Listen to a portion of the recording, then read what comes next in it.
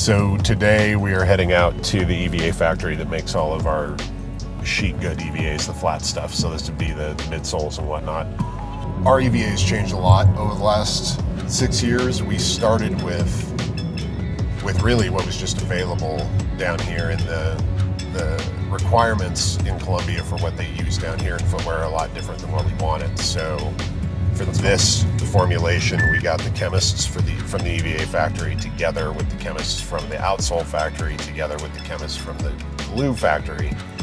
Everybody powwowed, got everything worked out so that we really don't have any compatibility issues anymore between the glues and the different materials, as well as the goal of a resilient, kind of bouncy feeling EVA.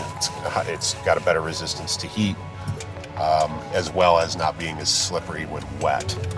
So we made kind of a big move with it this time, which is a lot of nerd stuff, but I don't know, I think it's pretty cool and it benefits the product.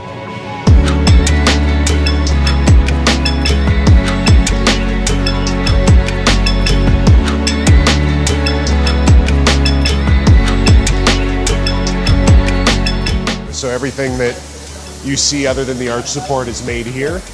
We're working with these guys for about 6 years. They're fantastic, and we're gonna take a look around at least what we're allowed to show you between security and safety. So this is the mixing station where they're bringing in the materials in batches in these bags.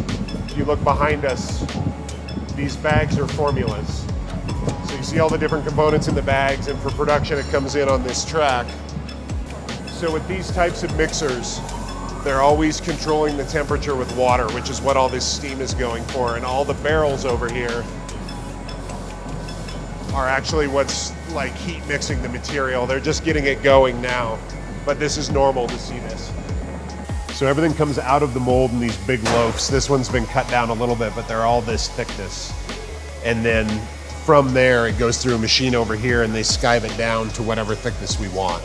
So when you look at one of our flip-flops, you see different layers. It all came out of a chunk like this, but it all gets cut down differently and finished differently. It's a lot different. It's different than an injection process. They start with a material like this that's much smaller, and then it's kind of like baking, where you end up with things in the formulation that expand with heat.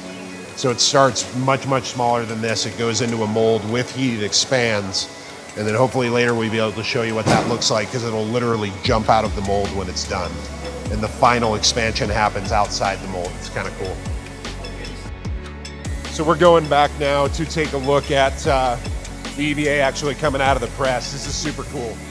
We're not sure if it's actually ready yet, so we'll take a look. But our boy here is going to take him up and do it.